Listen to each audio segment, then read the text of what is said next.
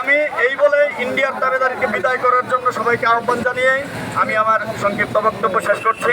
ধন্যবাদ সকলকে।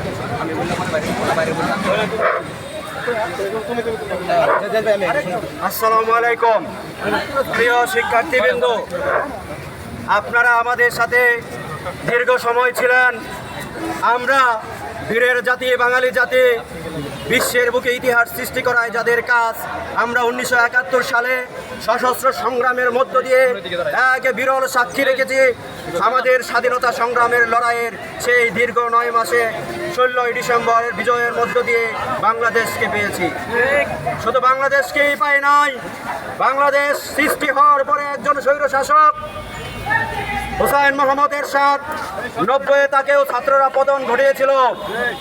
90-এর পরে আমরা দেখেছি 2009 সালে এই স্বৈর শাসক আমাদের বীর সেনানীদের 57 জন অফিসারকে নির্মমভাবে মেরেছে ভারতীয় দালালদের সাথে হাত পেতে। আমরা তার তীব্র নিন্দা প্রতিবাদ জানাই, সাথে অনতিবিলম্বে তাদের বিচার চাই। আমরা দেখেছি 2013 সালে প্রাণ পুরুষ মুসলিম ভাইদেরকে ঢাকায় হেফাজতে ইসলামের সেই 5 মে কিভাবে নৃশংসভাবে হত্যা করেছে, পরবর্তীতে মামলা দিয়ে হামলা করে কিভাবে নির্যাতন নিষ্পেষণ করেছে। আমরা এসবের সকল খুনের অন্যায়ের বিচার চাই।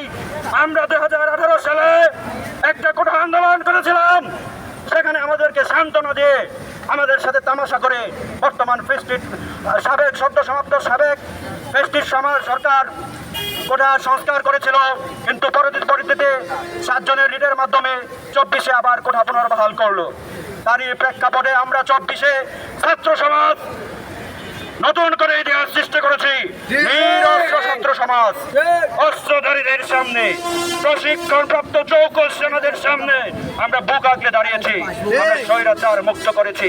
আমরা হুঁশিয়ার করে দিতে চাই স্বৈরাচার আগ্রাসনকারী ভারতের সরকার নরেন্দ্র মোদীকে, আপনি চাওলা ছিলেন, চার ব্যবসা করায় আপনাকে মানাতো, রাষ্ট্র পরিচালনা আপনাকে মানায় না। রাষ্ট্র পরিচালনার জন্য সুশিক্ষা এবং নৈতিকতার প্রয়োজন আছে।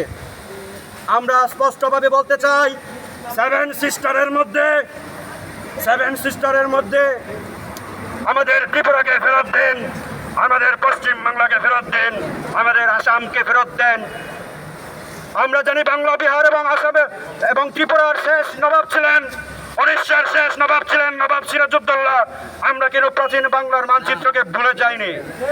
আমাদের প্রতি যদি আরেকটা অন্যায় করেন, আরেকটা অবিচার করেন, আমরা স্পষ্টভাবে বলে দিচ্ছি দিল্লি আক্রমণ করতে দ্বিধাবোধ করবো না। বাঙালি জাতি, আমরা আমাদের আজকের কর্মসূচি প্রায় শেষের দিকে, আর কথা দীর্ঘায়িত করবো না। সকলকে আন্তরিক শুভেচ্ছা জানাচ্ছে, তারও সাথে জানাচ্ছে এই যে বানে অন্যায়ভাবে ছেড়ে দিয়েছে তার তীব্র নিন্দা প্রতিবাদ জানাই। আমরা বাংলার প্রয়োজনে আরেকটা বাদ করে আপনাদের পানে রুখে দেবো ইনশাআল্লাহ। বন্যার্তদের পাশে আপনারা সকলের অবস্থান থেকে তাদের পাশে দাঁড়ান, তাদের সহযোগিতা করুন, এটা আমাদের ইমানি দায়িত্ব, নাগরিক দায়িত্ব। আমার কথা দীর্ঘায়িত করবো না, এখানেই শেষ করছি। সকলকেই ধন্যবাদ। আসসালামু আলাইকুম।